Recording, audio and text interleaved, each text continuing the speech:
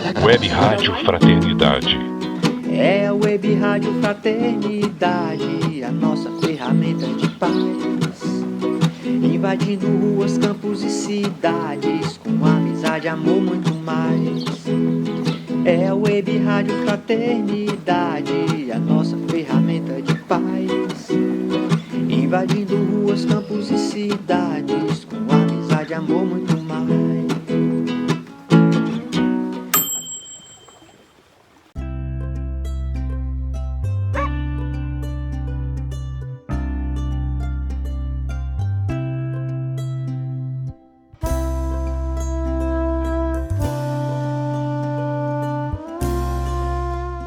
Web Rádio Fraternidade, a emissora do bem na internet. Nosso encontro com Paulo Estevam, apresentado por Marco Antônio e Maria Amélia. Um oferecimento de Web Rádio Fraternidade.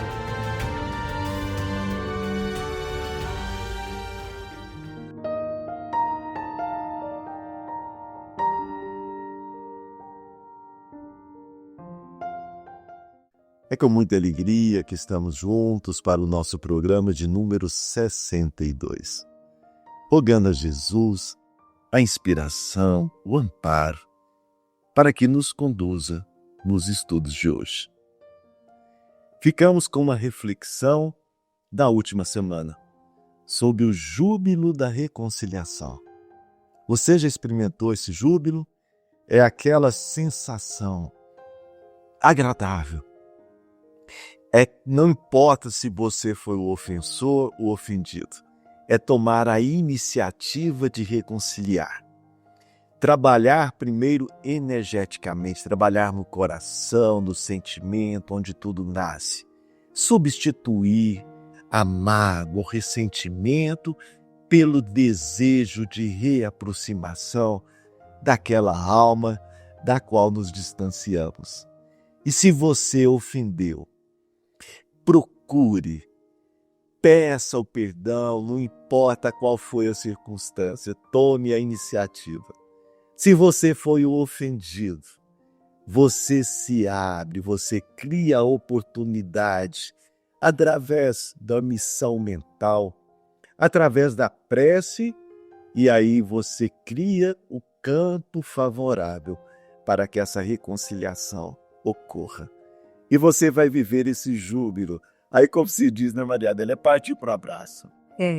O importante é esse movimento, é a decisão de desenlaçar daquela cristalização, daquela mágoa, dissolvendo assim, né, a alma, abrindo, libertando a sua alma daquele peso.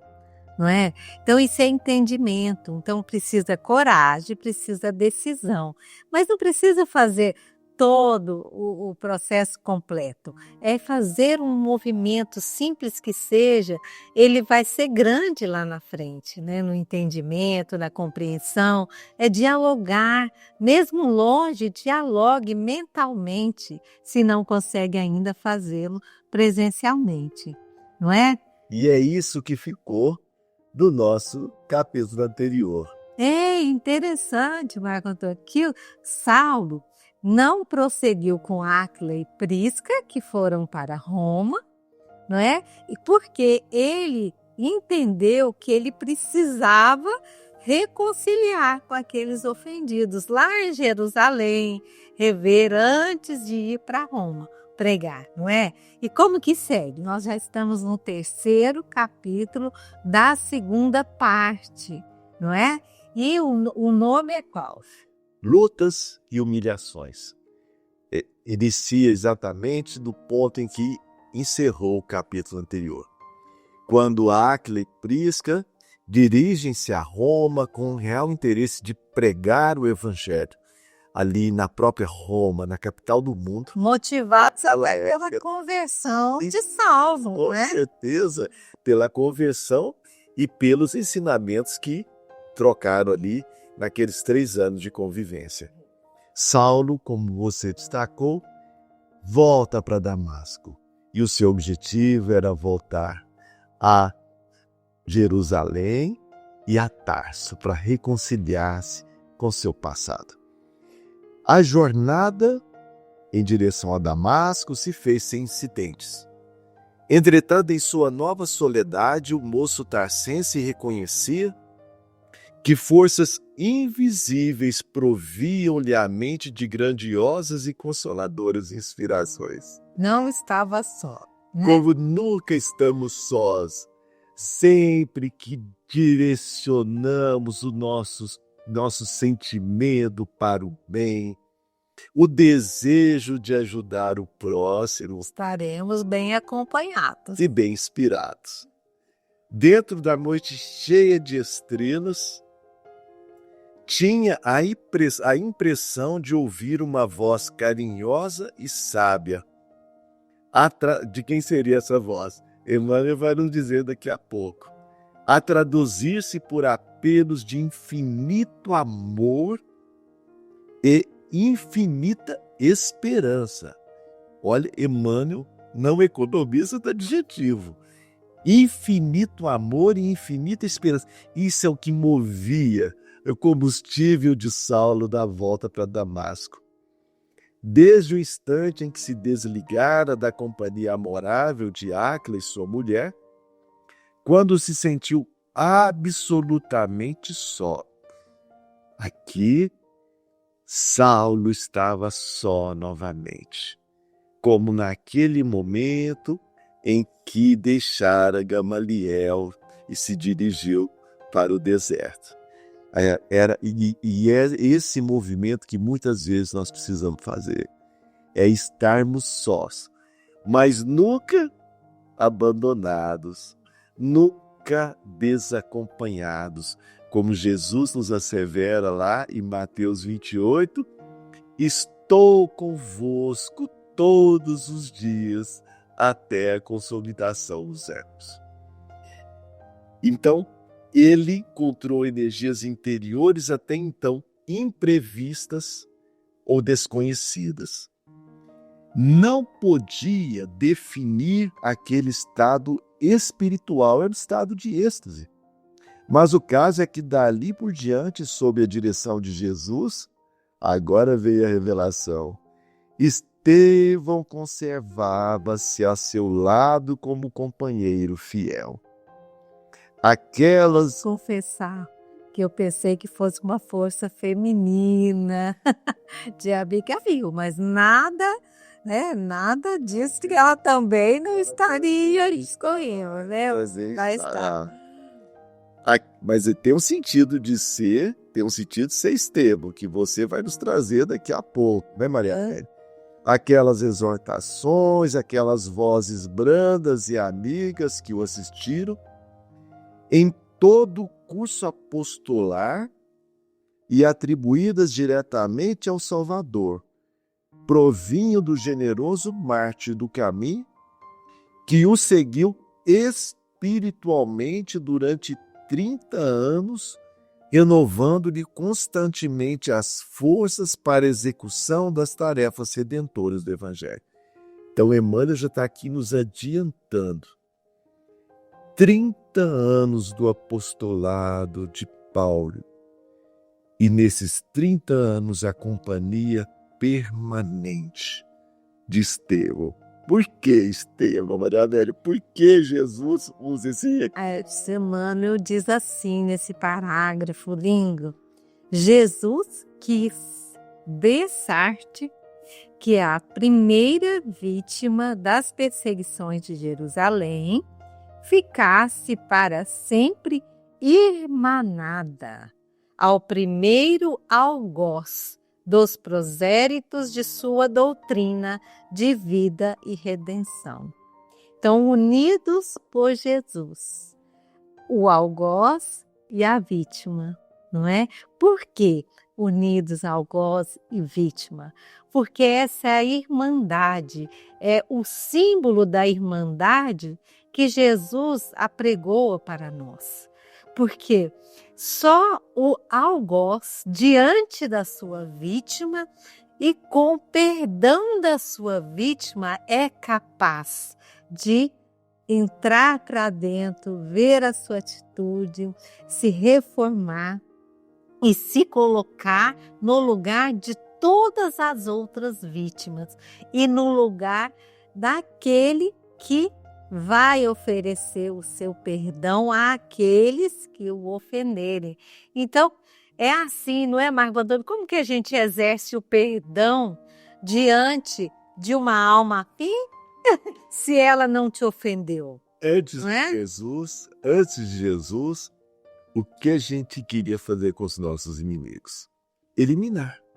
Até hoje, você né? Infelizmente, muitos desejam, na figura do mal, que ele seja eliminado. Aniquilar. E nós sabemos, com o conhecimento da vida espiritual, nós sabemos que você não elimina. Ninguém. Vida, como nos fala Simão Pedro de Lima, vida não tem contrário. O contrário de morte é nascimento. A vida de si tem. Então, a minha vida é eterna e a vida do meu inimigo também. Então, eu não inimigo. E o que Jesus fez com o inimigo? Converteu em irmão. Exato. Irmandade. Essa irmandade. Quando ele nos propõe assim, Pai nosso. Se temos o mesmo Pai, nós formamos uma irmandade e é assim que nós vamos nos reconciliar. Né, Maria Bela? Exato. O algoz se reconcilia com... Ele se reconcilia reconhecendo ali a sua vítima e com real desejo e a força de reconciliar-se perante a lei da vida. E como que a gente reconcilia perante a lei da vida? Vivendo. Caminhando. Então, se Saulo de Tarso tivesse parado lá no deserto, ele entraria numa depressão profunda e talvez extinguiria ali aquela sua existência. O amor de Estevão movendo e removendo as montanhas ali daquele coração trabalhador, aquele coração leal de Saulo. Eu pensou o algoz diante da sua vítima, recebendo todo esse amor. É uma lição preciosa. Então você traz amor. É uma lição de Jesus. E quando você traz amor, me lembra a letra magnificamente interpretada por Tim Vanessa. O homem se ergue na figura de Adão, ama e aprende a ser o rei da criação. Nós nos erguemos para amar. Esse é o nosso propósito de vida.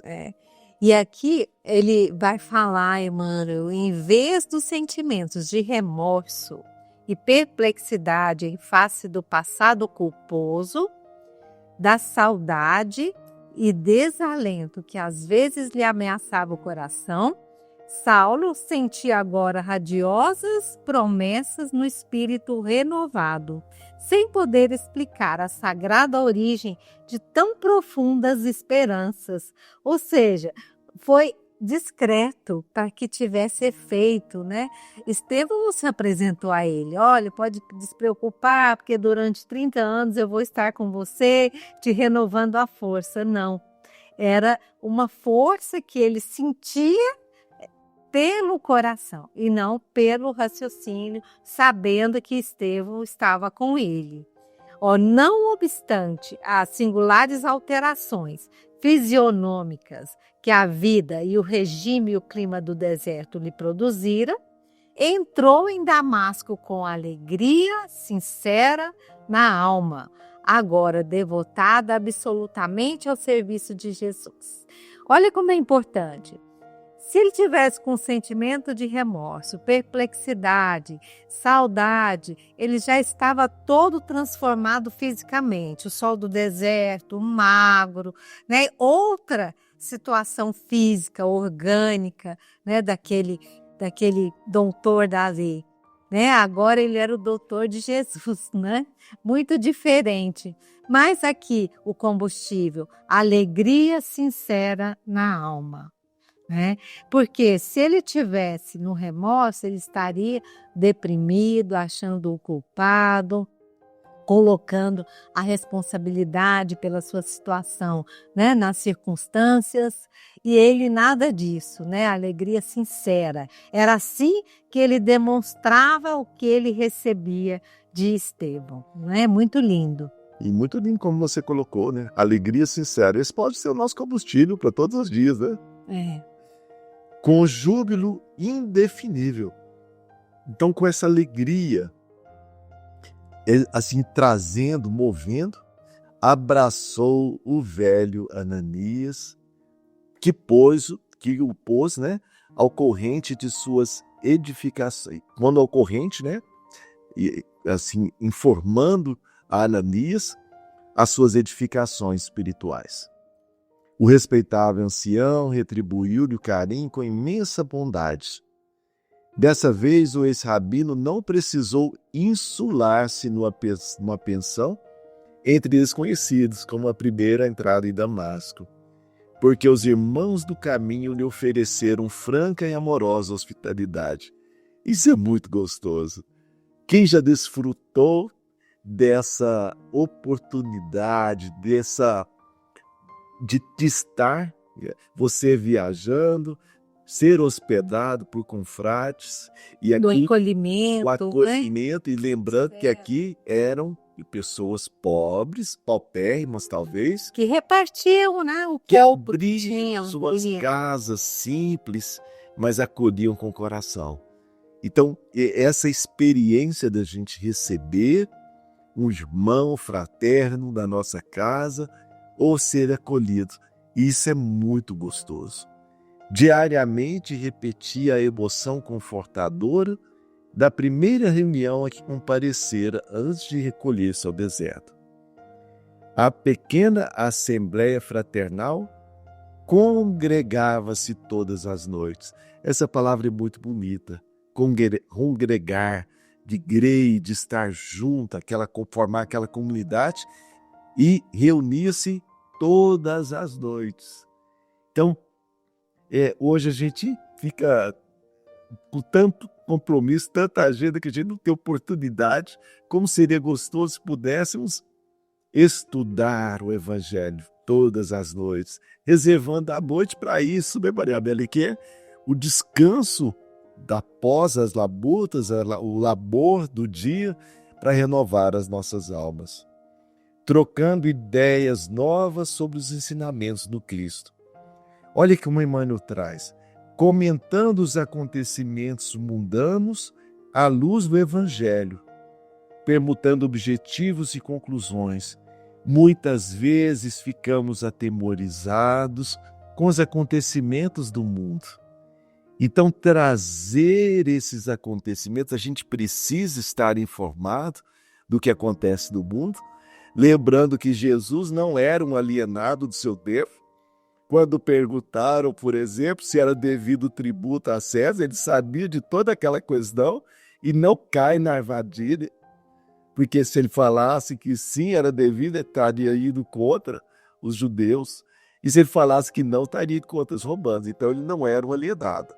Então, nós precisamos estar a par do que acontece no mundo, mas trazer esses acontecimentos para a luz do Evangelho, que aí não nos causa medo, temor, descrença, mas nos traz esperança viva.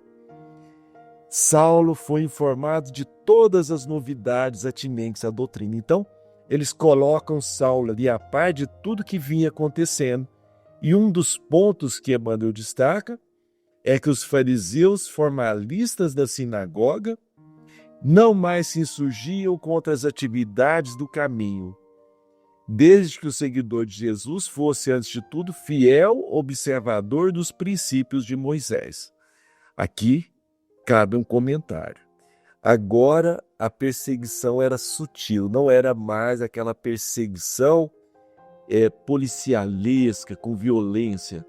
Agora submetia-se, você ia pouco a pouco moldando o Evangelho aos padrões da lei de Moisés. E lembrando sempre que esses princípios, havia ali sim aquilo que Moisés havia recebido no Decálogo, mas havia sobreposto muitas formalidades, muitos cultos exteriores.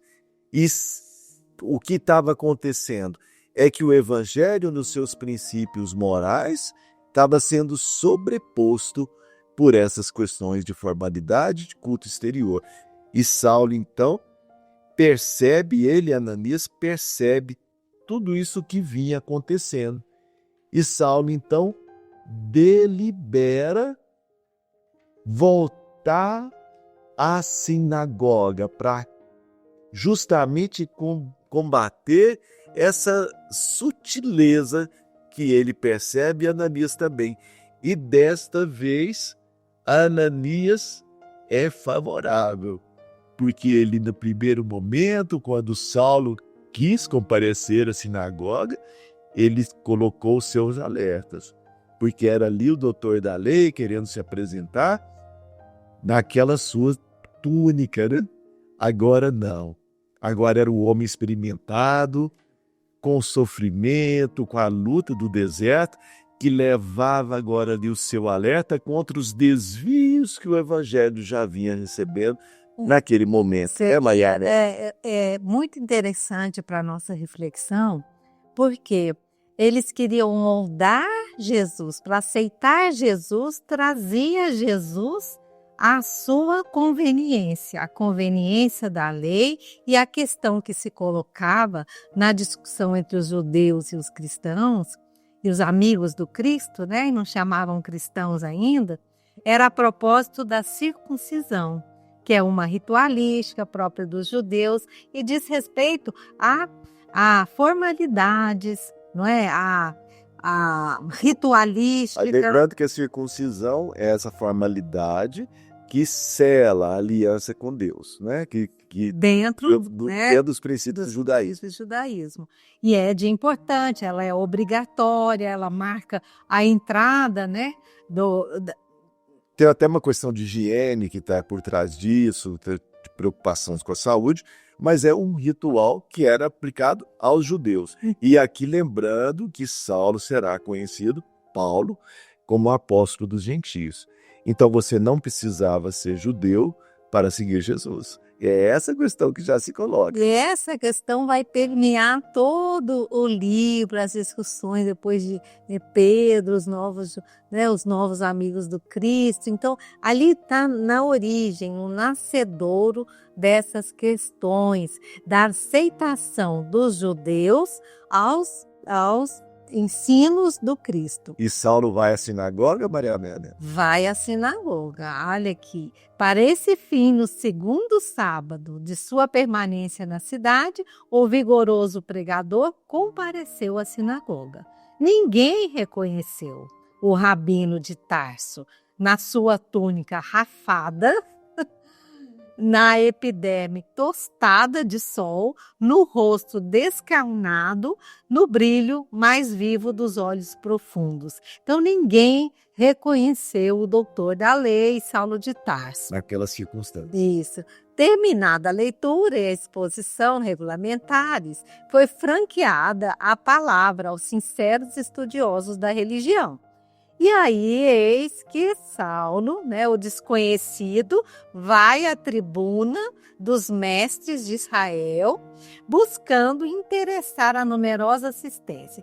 Aí, primeiro, ele falou, com certeza, brilhantemente, do caráter sagrado da lei de Moisés, detendo-se apaixonado nas promessas maravilhosas e sábias de Isaías, até que penetrou o estudo dos profetas. Ou seja, ele foi lá na base, ressaltou, sobre a lei do Moisés, veio nos profetas, principalmente Isaías, que anunciavam a vinda do Messias.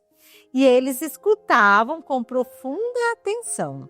Alguns se esforçavam por identificar aquela voz que eles não parecia estranha. A pregação vibrante suscitava ilações de grande alcance e beleza. Imensa luz espiritual transbordava dos rápidos altiloquentes. Foi aí que o ex-rabino, conhecendo o poder magnético já exercido sobre o vultuoso auditório, começou a falar de quem, Marco Antônio? Do Messias Nazareno. comparando sua vida, feitos e ensinamentos com os textos que o anunciavam nas Sagradas Escrituras. Então, ele estava ali de uma forma diferente, de uma forma calma, de uma forma segura, né? Fazendo a preleção como devia ser essa preleção, né?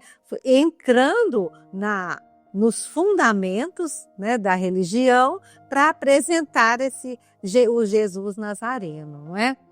E aí, quando ele abordou, né, o nome do Messias, aí virou a Assembleia Rompe uma furiosa gritaria. É ele, é o traidor. E aí vai, pedra ao blasfemo, é o bandido da seita do caminho. Então Saulo assistiu repetir a mesma coisa que tinha acontecido naquela primeira assembleia, quando ele estava já ainda deslumbrado com a visão de Jesus a caminho de Damasco. Aqui se passaram 3 anos e repetia a mesma cena, né? Então ele foi rejeitado de tudo, né? E aí ele vai compreendendo, né, toda a calma que precisava, né, ter para sair dessa difícil aventura, obedeceu de pronto, sem protestar. Ou seja, ele entendeu que ali não devia mais prosseguir na sua... E a gente tem aqui o diálogo, né? Sois Saulo de Tarso, antigo rabino em Jerusalém? Perguntou com autoridade, com ênfase, né? A autoridade lá da sinagoga. Sim, pela graça do Cristo Jesus, respondeu em tom firme e resoluto. Não vem ao caso referências quaisquer ao carpinteiro de Nazaré? Interessa-nos tão só a vossa prisão imediata, de acordo com as instruções recebidas do templo, explicou o judeu em atitude solene. Minha prisão? Sim. Não vos reconheço o direito de efetuá-la. Diante daquela atitude enérgica, houve um movimento de admiração geral. Por que relutais? O que só vos cumpre é obedecer. Nego-me porque, não obstante haver modificado minha concepção religiosa, sou doutor da lei. Essa condição ele não havia perdido. E, além disso, quanto à situação política, sou cidadão romano e não posso atender a ordens verbais de prisão. Então, ele conhecia todo o fundamento jurídico necessário para que fosse efetuada a sua prisão. Mas estáis preso em nome do Sinédrio. Onde o mandava? Essa pergunta pegou, né? Desnorteou a autoridade. Havia mais de 2 anos chegara de Jerusalém o documento, mas ninguém podia prever aquela eventualidade, não sabia o que ele ia aparecer ali naquela hora, então ninguém tinha esse pergaminho, né?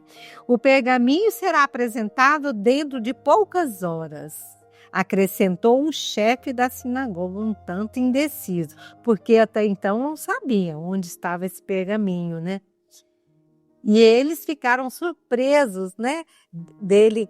Mas Saulo, ele era bem cumpridor dessas formalidades, lembra nas perseguições? Mas eles não se engrandecem, ele fala: varões de Israel, trouxe ao vosso coração o que possuía de melhor, mas rejeitais a verdade, trocando-a pelas formalidades exteriores.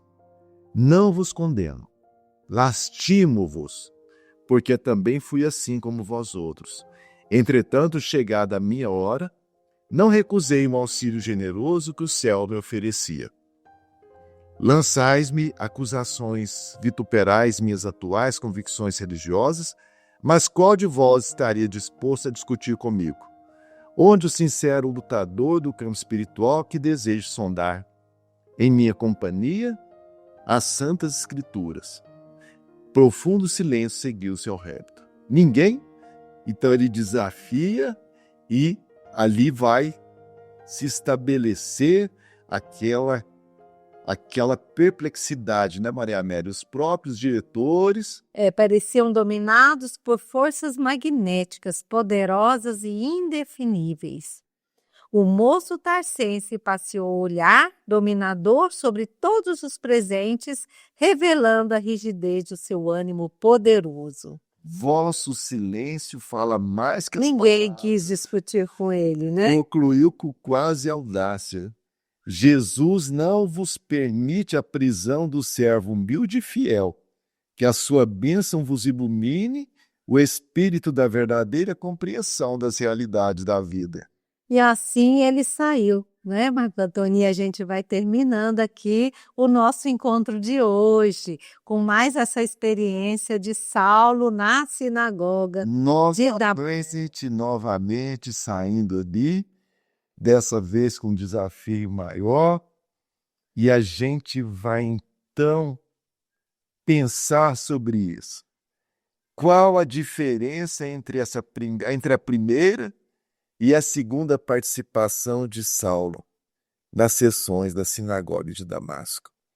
Nas duas sessões, Saulo tinha o objetivo de apresentar o evangelho, mas as circunstâncias eram bem diferentes.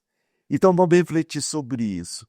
Qual o momento, qual a oportunidade, qual o meio em que eu devo apresentar o evangelho de Jesus aos meus irmãos?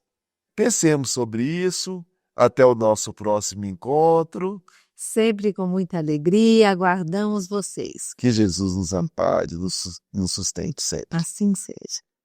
Você acompanhou nosso encontro com Paulo Estevão, apresentado por Marco Antônio e Maria Amélia.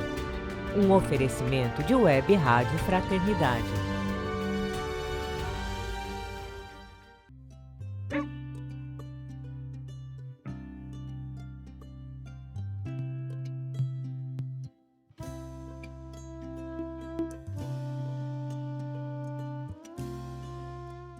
Web Rádio Fraternidade, a emissora do bem na internet.